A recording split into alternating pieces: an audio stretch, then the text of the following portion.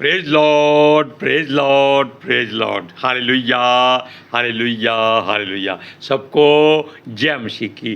परमेश्वर, हमारा परमेश्वर जो सबका परमेश्वर है, अगर वो आपको ताड़ना देता है तो उसको सुख की बात जानिए। कभी भी उसका विरोध ना कीजिए, कभी भी उसको उलाहना मत दीजिए। हालेलुया।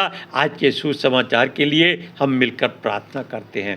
हे हमारे बाप, तू जो स्वर्ग में है, हमारी प्रार्थना सुन, हमारी विनती कबूल कर, क्योंकि बाप बेटा रूप पाक के वसीले ही ये सृष्टि चल रही है और हम जीवित हैं। हे प्रभु, हम आपका धन्यवाद करते हैं। हे यहोवा, आकाश और पृथ्वी के मालिक और खालिक, हम आपका स्वागत करते हैं, धन्यवाद करते हैं और आपसे विनती करते हैं कि जो वचन हर रोज़ की तरह आप हमारे मुंह में से सुनते हैं, हम चाहते हैं कि वो वचन पितर आत्मा जी के द्वारा हमारा मुंह बन के बोले जाएं। हम पितर आत्मा जी का स्वागत करते हैं, क्योंकि प्रचार करना है ये कोई छोटी मोटी बात नहीं है, परमेश्वर के वचनों को बोलना है।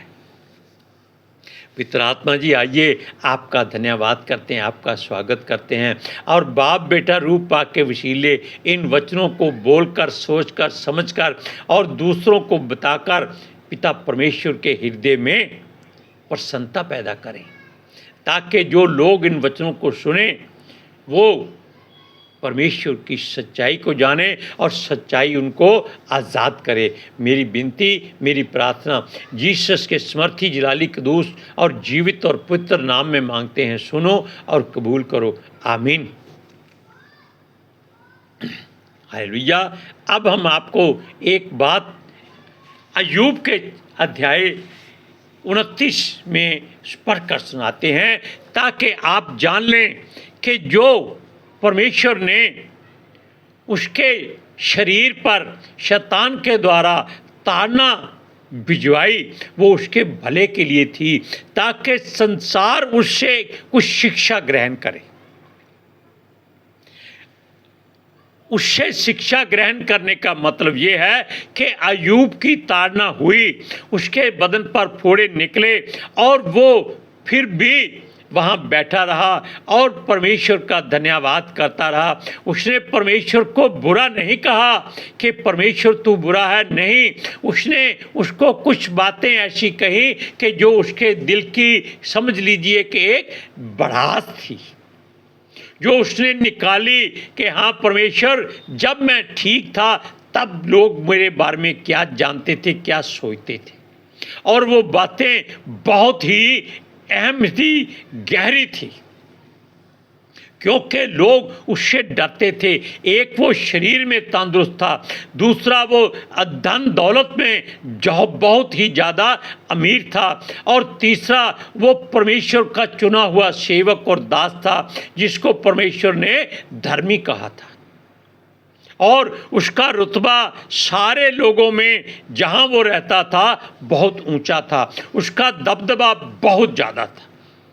और यही बात शैतान को हमेशा अखरती रहती थी, क्योंकि परमेश्वर ने उसके आसपास उसकी धन संपत्ति पर बाड़ा लगाया हुआ था, जिसको शैतान क्रॉस नहीं कर सकता था। अब देखिए, हम आपको पहले पढ़कर सुना देते हैं, फिर थोड़ा सा आपको उसके बारे में हिंट बताएंगे। वो कहता है 29 अध्याय उसका 14वां, 15वां, 16वां और 17वां वचन क्या कहता है, वो क्या था, इस बारे में जानिए। वो कहता है, मैं धर्म को पहने रहा और वह मुझे ढके रहा। ये परमेश्वर की ओर वो इशारा करता है।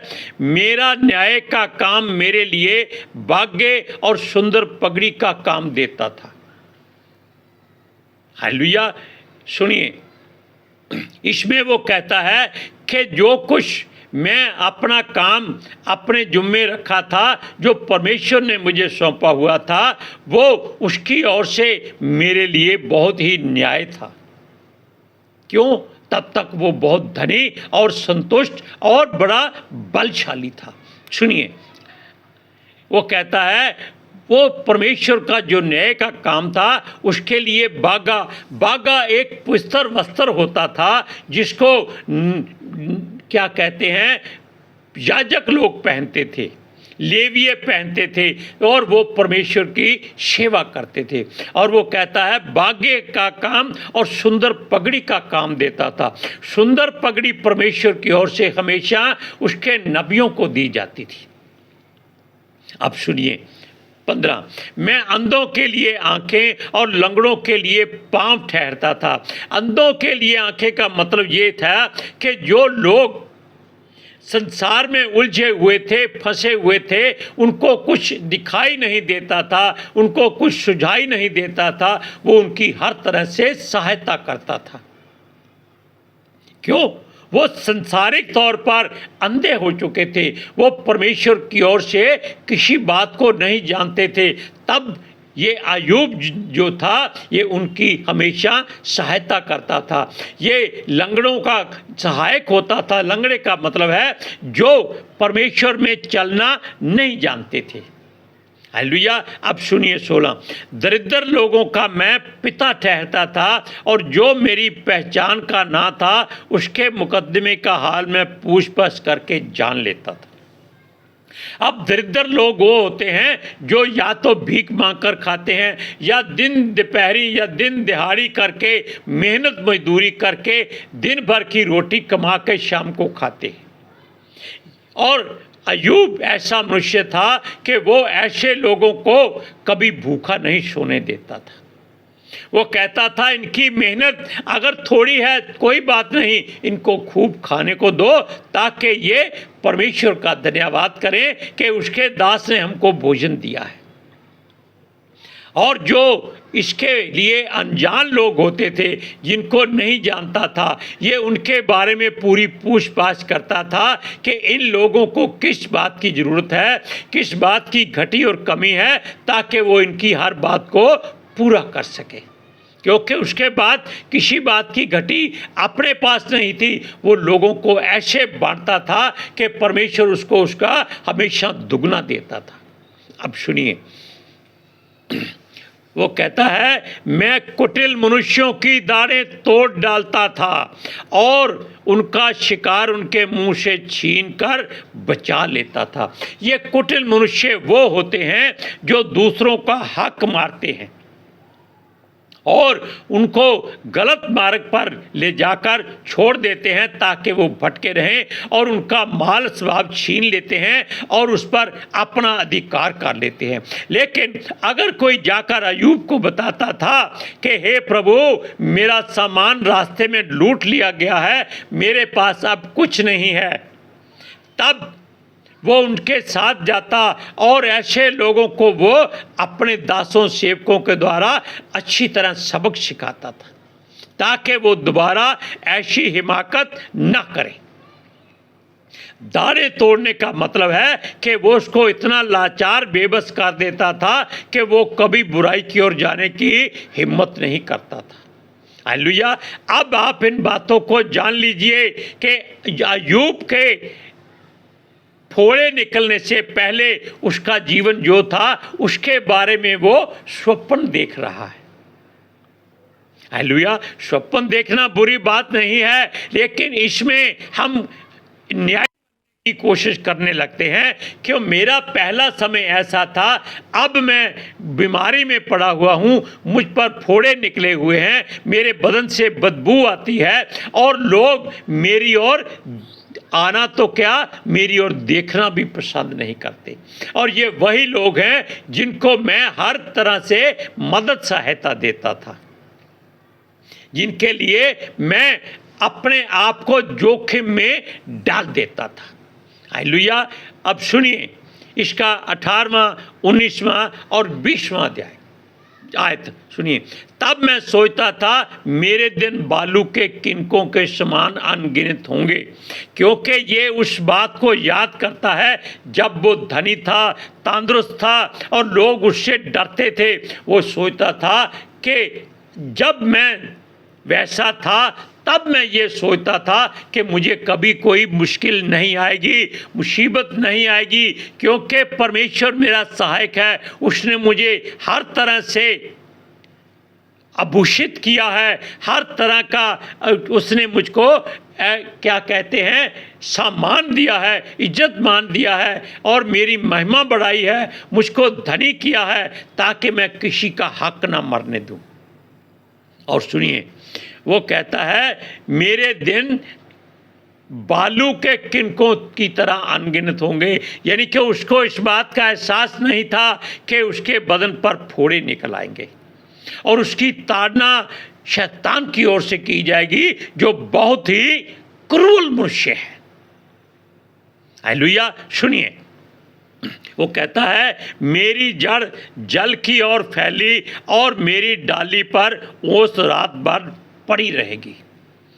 ये अपने मन में वो विचार करता है कि ऐसा मैं था और ऐसा रहता रहूँगा कि मेरी जड़ जल की ओर फैली, यानी कि मैं चारों तरफ से हर तरह से आशीषित था और मेरी डाली पर ओस रात भर पड़ी रहेगी, यानी कि उसको पानी की कमी कभी नहीं होगी।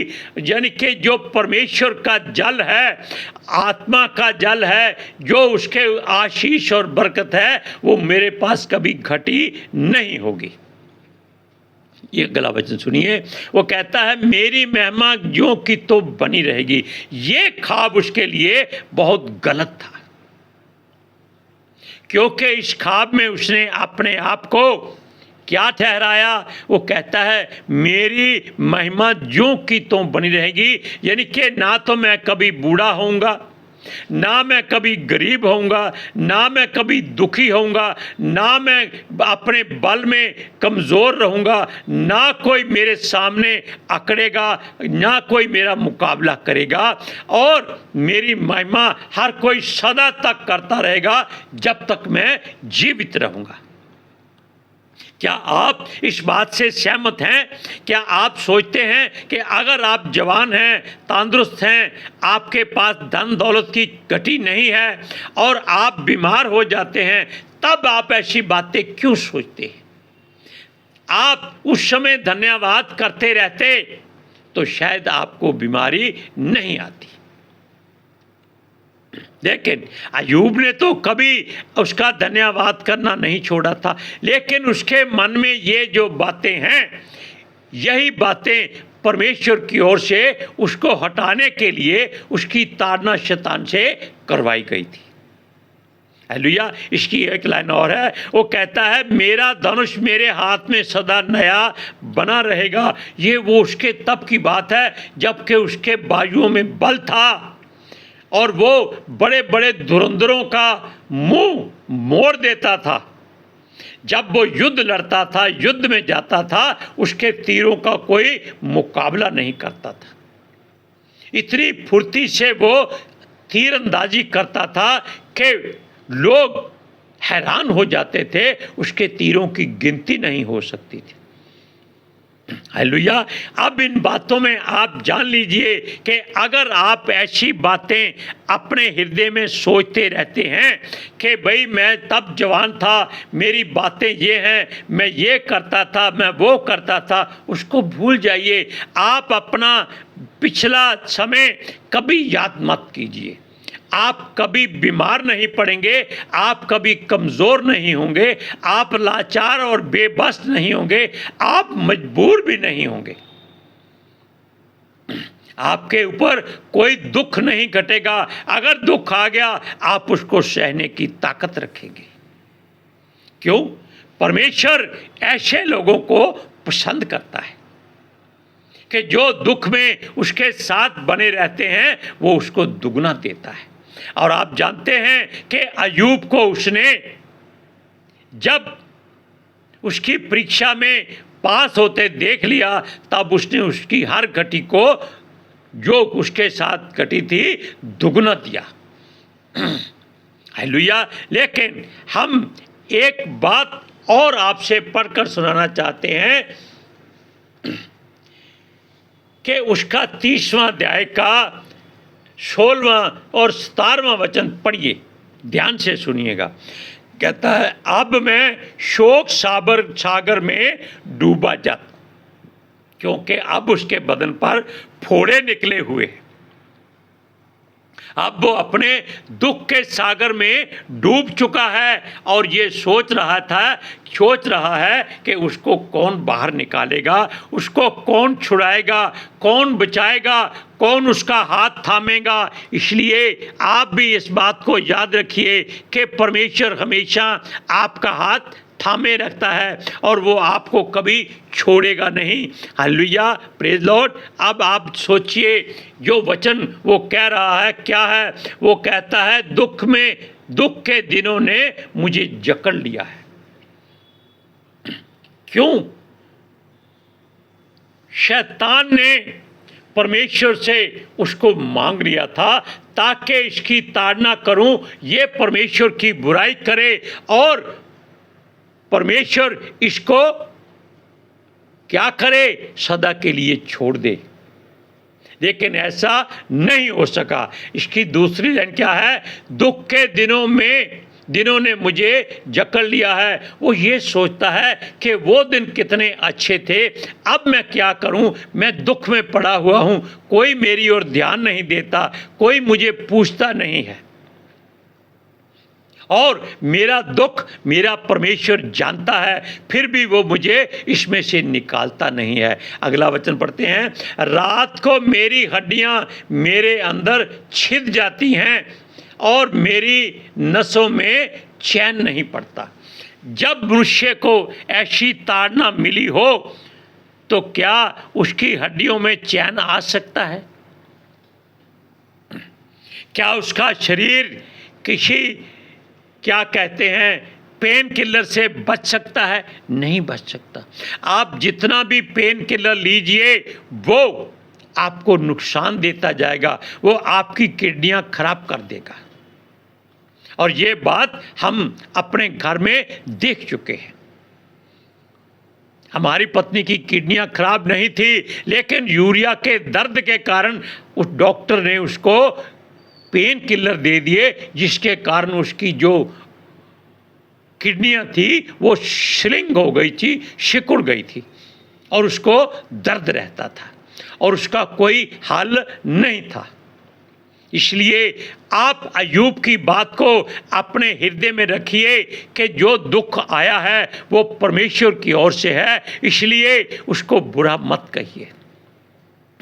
आप उसका धन्यवाद करिए, वो आपको इससे छुटकारा देगा, क्योंकि जब आपको वो आपके दुख से निकालकर सुख दुगना दे देगा, आप उस दुख को भूल जाएंगे।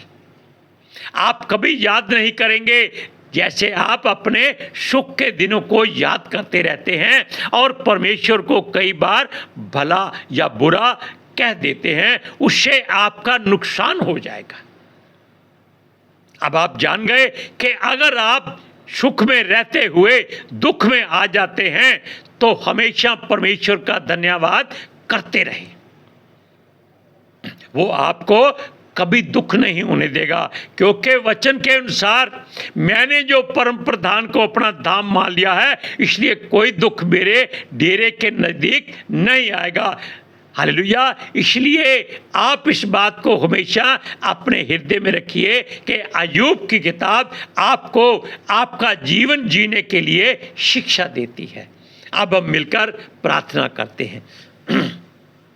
हे हमारे पिता, तू जो स्वर्ग में है, तूने जो वचन हमें हर रोज़ की तरह प्रचार के लिए सुनाए जब दिए हैं, हमने पितर आत्मा जी की सहायता से उनको आपके बेटे बेटियों तक पहुंचा दिया है। संसार की छोर तक आपके स्वर्गदूत उसको लेके जाते हैं और लोग सुनने वाले उन वचनों को सुनते हैं और आशीष और बरकत पाते हैं। हम चाहते हैं कि इस प्रार्थना में जितने लोगों ने ये वचन सुने हैं वो उनको अपने जीवन का एक मकसद बना लें। मेरी विनती यही है कि हर मनुष्य परमेश्वर की सच्चाई को जाने और सच्चाई उसको आज़ाद करे। मेरी विनती, मेरी प्रार्थना यीशु मसीह के जलाली, कुदूस, जीवित, पवित्र और समर्थी नाम में मांगते हैं। सुनो और कबूल करो। आमीन, आमीन, आमीन, हालेलुया, प्रेज लॉर्ड, सबको जय मसीह की।